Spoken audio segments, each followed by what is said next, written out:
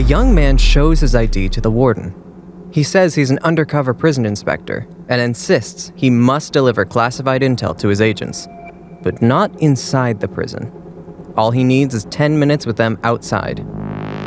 The warden examines the ID and calls the number on the card. The contact on the other end confirms his identity. Convinced by the story, the warden agrees. But it was a blunder. Within minutes, a red and white Buick pulls up outside the gates. He's escorted out of the prison, and the vehicle sped off into the darkness. The card is still on the warden's desk, and it reads, Frank Abagnale. Frank William Abagnale Jr. was born in the Bronx, New York. He was the third child of Frank William Abagnale Sr. and Paulette Abagnale. Frank's father owned a stationery shop and was well off, even involved in local politics. At 14, his parents' divorce shattered the family, and Frank watched his once confident father spiral downward. Choosing to live with his dad after the divorce, Frank spent hours in New York's finest saloons with his father, and this is where he picked up the ways of the streets. By June 1964, watching his father deteriorate after the divorce, Frank left home forever. Like most runaway kids, he went to New York. He was just 16 years old, but stood 6 feet tall and weighed 170 pounds, and looked older than his peers. With the experience of working in his father's stationery shop, he quickly landed a minimum wage job. Still, $60 a week wasn't enough to survive in New York. That's when he decided to change things. Frank's only proof of identity was his driver's license. So he altered it to show he was 26 and began applying for better jobs. But even after landing jobs with his revised age, Frank wasn't satisfied with the money he was making. He had a savings account his father had set up. So, Frank started writing checks to support him. Soon, the account ran dry. One desperate afternoon, he scribbled out a $25 check on an empty account and walked into a bank. With his altered driver's license and older appearance, the teller cashed it without question. This fascinated Frank. So, consequently, when the money ran out, I kept writing those checks. Soon, the checks started to bounce, and the police began looking for him. So, Frank left New York for Miami and kept writing checks to get by. But down in Miami, his Manhattan driver's license wasn't convincing enough. If he wanted to survive, he'd need something more powerful than cash. A brand new identity. One day in Miami, Frank saw an Eastern Airlines crew heading into a hotel with their bags. He noticed the captain and flight attendants, and he thought, I could pose as a pilot. I could travel all over the world for free.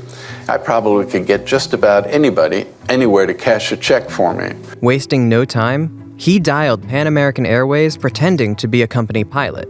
With just a few questions, he learned exactly how to get the uniform and the ID badge that would make him untouchable. The best part?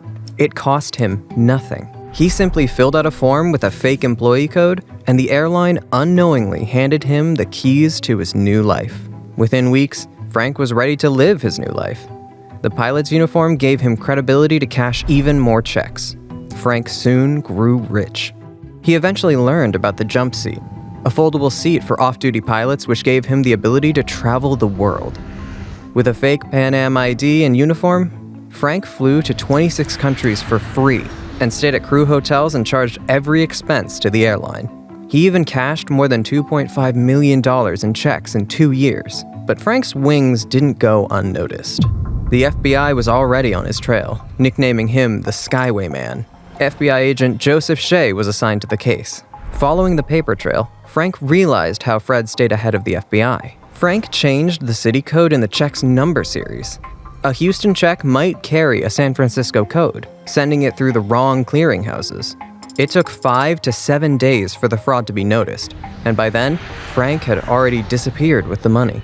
Determined to catch Frank, Shea distributed posters across major airports with detailed descriptions. To most witnesses, he looked like a seasoned pilot in his 30s. In reality, Frank was an 18-year-old kid playing dress-up and winning. Still, the posters worked. Frank was questioned multiple times, but always slipped away. Frank knew his tricks were running out, so it was time to create a new identity. Frank dropped his check schemes and moved to Atlanta, where he posed as a pediatrician. Using a forged medical degree, he landed a job at Cobb General Hospital. He supervised medical interns for 9 months and even earned their respect. I became one of the most respected residents because I was the only one that ever allowed them to do anything. But Frank wasn't happy in Atlanta, and soon he grew bored. He went to Europe and slipped back into his pilot uniform. But this time, the disguise wouldn't last. Over the years, Frank Abagnale's story has changed along with his public image. Initially, he was a stud who pulled panties from his pockets to spice up his tales. Later, he became the family man, reformed by his wife. Frank claimed he gave up all his stolen money, but there's no proof of that anywhere. He also insisted he was never caught doing his stunts. You and the doctors know? No. Or you just finally got tired of it? I was never caught in any of my impersonations. They found out about them later after I resigned and left. But the truth? He was caught over and over again. He was arrested at the age of 17 for impersonating an employee of the U.S. Customs Department along with a stolen car. He was sentenced to 3 years at the Great Meadow Correctional Institute in New York. But according to Frank, he was successfully defrauding airlines and traveling the world during this period. Frank's stories are often exaggerated, like his 1971 Atlanta prison escape. In reality, he slipped out of the Cobb County Jail in Georgia during booking, but was caught within 2 days and later pled guilty to the escape. Frank still boasts about his ties to the FBI and how the Bureau supposedly changed him. In his talk at Google, he even mentioned being featured in their coffee table book for the FBI's 100th anniversary. When the Bureau came to me, and they just a few years ago celebrated their 100th anniversary, they did a big coffee table book, and they talk about me in there as being the only person they ever did that with. But despite his bold claim, Frank Abagnale's name does not appear anywhere in the FBI's books. But his name certainly appeared in newspapers for stealing from children's camps at age 27. But when confronted with these facts, he either shifts the blame or denies his own stories. I'm not predicted in the movie. It had nothing to do. I didn't write the book. I didn't make the movie. It didn't have anything to do with the play. Those are people's views of what I did or didn't do at that time. Frank Abagnale continues to spread his lies around the world, making millions in the process. Frank always claimed he only targeted faceless corporations, but in reality, his victims had faces. He cheated on the very people who showed him kindness, like the Parks family, and continued to deceive those who believed his stories. For Frank Abagnale, his greatest scam wasn't posing as a pilot or a doctor. It was his fake tales, which made him a star. The FBI was closing in fast. His face was everywhere. Posters in airports, warnings in crew rooms, and then a stewardess finally spotted him. Minutes later, French police had him in handcuffs, and soon, he was extradited back to the US. A judge sentenced him to 12 years in prison, but after just 4, the FBI made a surprising move. They recruited the very man they once hunted. And for Frank Abagnale, this was a new beginning.